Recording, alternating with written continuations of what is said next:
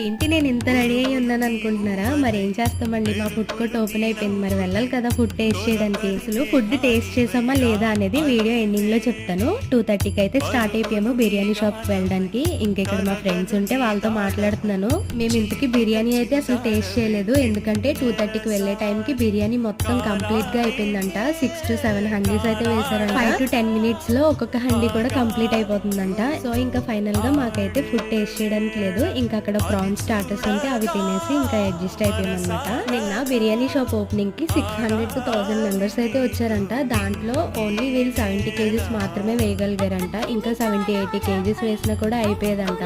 అంత క్రౌడ్ అయితే వచ్చారంట. ఇంకా సగం మందికి పైన బిర్యానీస్ తీసుకోకుండా ఖాళీగా వెళ్ళిపోయారంట. లేక ఈవినింగ్ వెళ్దాంలే బిర్యానీ షాప్ కనుకుని ఈవినింగ్ 7:30 కాల్ చేస్తే 7:30కే బిర్యానీ అయిపోయిందంట. అంకులే ఇక్కడ బిర్యానీస్ అయితే చేస్తారంట. ఇద్దరు షెఫ్స్ అయితే ఉన్నారు. ఒకరు బిర్యానీస్ చేస్తారంట, ఒకరు కర్రీస్ చేస్తారంట. వీడియో